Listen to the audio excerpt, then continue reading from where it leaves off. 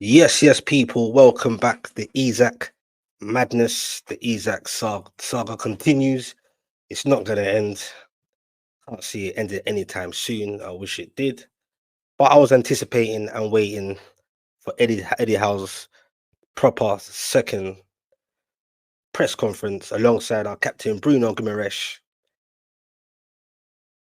and especially from the journals from our neck of the world or our side of the world, pretty much frustrating with obviously the main talking point, which is unfortunate for us Newcastle fans, but it is what it is, about Alexander Isak's future. Obviously, Eddie Howe answered questions at the Celtic game, and I was ready to see what he's going to say after he said, as far as he knows, well, he didn't even say that. He just said Isak's happy, and obviously the whole thing about he's not for sale, blah blah blah. But we all know that was nonsense. No, to get Eddie Howe, you know what I'm saying? He's not getting help. He's got a lot to deal with. He's got other players to concentrate on, especially after that. Yes, it's a friendly, but it was a poor show. That adds more fuel to the fire, especially with the goalkeeper. I already spoke about that anyway, in terms of Nick Pope and Trafford going to City, or it looks like he's going to City. It's imminent, only a matter of time. And that's another issue amongst others.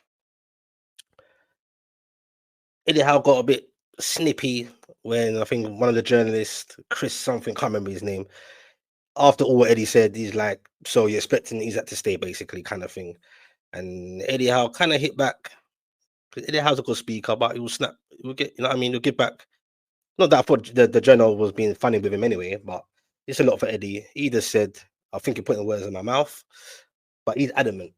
He said, basically, he's standing on business. He said he still stands, which I thought was surprising by what he said after the Celtic game.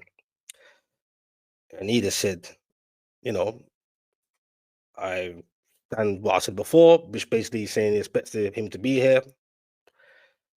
Not so much in his words in this time round that Eddie was saying, but he's like, I understand by what I was saying. He's chatting about integrating players back in the group. 'Cause obviously, it's been difficult for Isak and for everyone. It's been crazy, absolutely crazy to deal with all that. On top of coming early from his break and hands on and doing things that he shouldn't be doing. He talks about he said yes, what I mean, certain words he's had with Isak he will keep private. Okay, fair play, but we do want to know what's going on. And he said basically a manager can have their say and their thoughts, but it's down to the hierarchy. He said the board, which for me there is no board. It's non-existent. And this is where Eddie Howe needs help, or the fans. Importantly, we need some clarity. What's the plan going forward? Not just with the whole Isak madness, but bloody hell in general. Last three transfer windows were non-existent. I see some fans. I'm starting to see more fans calling Isak a prick, and if you don't want to be here and this and that and F off, and understandably we're all frustrated anyway by everything.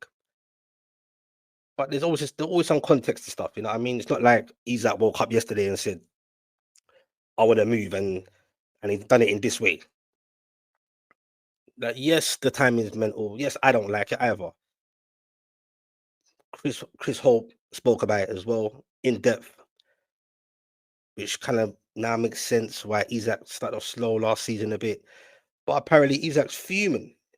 Him himself, his camp, in a way, you kind of wish Amanda was back now. Even though yes, she had something to do with the PSR, but at least she got things done and there was clarity and transparency between with the players and her in the middle and the fans and the board. You know what I mean? Not saying you must always speak to the fans about everything, but bloody hell, in this situation, trust me, and I think everyone would agree, man. Someone's got to speak or say something to appease the fans a bit. Not necessarily appease us, but just a bit of reassurances going forward. Because I don't know where we're going. We got Elanga in, that took bloody ages. We've had, I can't even count my fingers how many times we've been rejected or things that got over the line where people are calling us rejection FC. We're embarrassing. I'm pissed off. I'm not gonna lie. You get me? Didn't you hear me? Some news again. City interested in Tino Livramento. Like, you just can't make this shit up. And it just shows you. At this moment in time, PSR, no, we can spend. We don't need to ease that money right now. But in effect, the PSR, which it was designed for, for the likes of Newcastle. That's when it came in when we got taken over. It's almost like if you ain't the teams that finished above us last season, you might as well just bloody give up because they're pulling away, spending, spending, spending. At one point, I was getting giddy thinking we're going to have Ekitike and Isak, and it looks like they both will be at Liverpool. And I saw their game, by the way, against AC Milan. Bloody hell. Their keeper had a howler and Simiskas, but long may that continue. But yeah, I'm just hating there. But anyway, you know what I mean? I'm seeing Wirtz there. He looks so good with the ball, in tight spaces.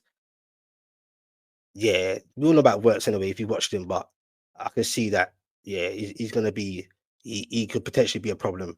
And you want to add Isak to that as well. Yeah, it's crazy.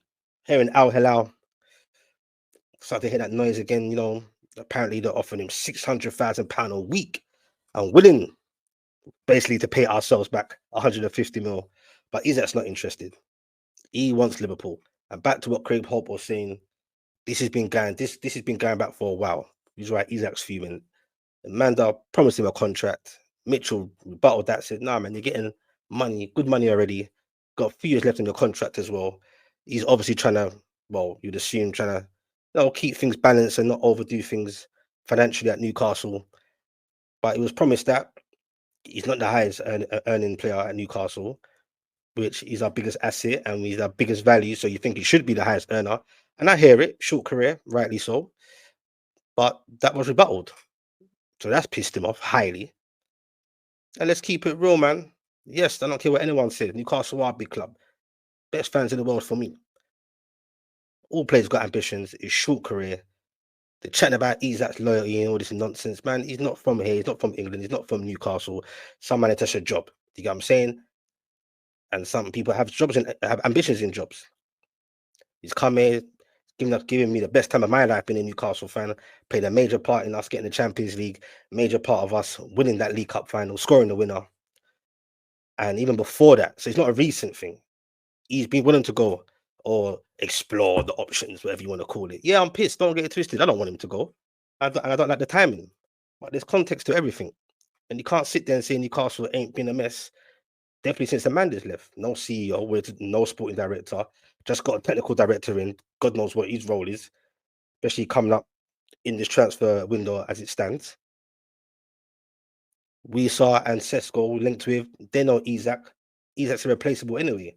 But if you could get both of them, it might heal the wound a little bit, especially as in depth. We are miles off it in this transfer window so far. Yes, it's not over yet, but pre-season's fully coming into effect now. You know what I mean? This is the time you want your players in to be embedded. Eddie Howe alluded to that before the season ended last season. Even the opposition fans thought, yeah, Newcastle are fully going to go for it. You understand? Missed out on free transfer windows. You got a League Cup. Eddie Howe's done wonders. You know what I mean? Small squad, small squad depth. Players leaving. We're even weaker now. I almost have no optimism, no hope. We're going to get enough significant amount of quality signings. He said it himself in a press conference. Yes, when I asked him about transfers and that what's going on, he's like, look, man, he repeated himself. He said, it's not been about the quantity, it's about the quality. And he said he will not sign. He said it in his own mouth, he will not try and sign players if they ain't got quality. Bloody hell, all the quality we're going for, they're just not having it. And that gives, you could say Isak can hide behind that as well, or just in general. Even other players are probably thinking, what's going on? Are we going to push forward? Are we going to go backwards? So this ain't going to end. It's not going to happen overnight. Most importantly, what I feel and what Eddie Howe said as well is whatever happens, it's got to be on our terms and rightly so. You want him, pay the money. I want to get this sorted out quickly, but it won't be done quickly. And we're damn if we do, we're damn if we don't. Now everyone knows about this Isak thing publicly. Other teams that will go for their players, but they inflate their prices, knowing that Newcastle's got the money already anyway, or they're going to have the money. Eddie Howe's still hoping to integrate him back in a black and white shirt. You ain't seen Isak in a black and white shirt again. That's mad. That's not happening. And if worse came to worse and didn't go Liverpool, he's going somewhere. It's just a wrap. It is what it is. So in terms of going for players now, the inflation of prices, You know what I mean? Hearing Newcastle going back in 30 mil again for Brentford. It was sub, but I swear just a few days ago or a week ago, that got rebutted. They want more. So I don't know where I don't know what to believe no more. That's embarrassing. I'm frustrated just with the transfer stuff so far, let alone the Isak saga and then the whole PSR thing. It's not fair, man. It ain't fair. And I'll keep moaning about it till the cows come home. When you really deep it, it's disgusting. What it's designed for, what they say it's designed for, Richard Martins and the rest of the crooks and the cartels, it's not designed for that. It's designed to stop the likes of us. It came in when we got taken over. And yes, I hear some Liverpool fans say, and I hear it in the last comments in the last few videos and that of, it's happened to us and all that and rare. And, maybe in the long run, it might work out. And maybe it will. You understand? But if the shackles were released and went on PSR, then maybe it wouldn't be an issue where, just like the Chelsea have done or Man City's done in the past before all these rules, where you invest on the pitch, get success on the pitch, and then that leads to success off the pitch, marketing wise, revenue, building new fans, whatever, etc. So they got to do it, and then now it's stopped. They're still benefiting from that, and we can't. It ain't fair. But at this moment in time, man cannot blame something about PSR at this moment in time for me. Yes, it's playing a part right now, but Newcastle are shambles. And whoever is running it right now, wherever they are, needs to come out and speak, man. You know what I'm saying? Like, come on, the chairman needs to come out and speak or statement or something. And apparently, he's still adamant Isak ain't for sale. Anyway, it's madness. Love to hear your thoughts. Like, subscribe if you're new to this. Engage.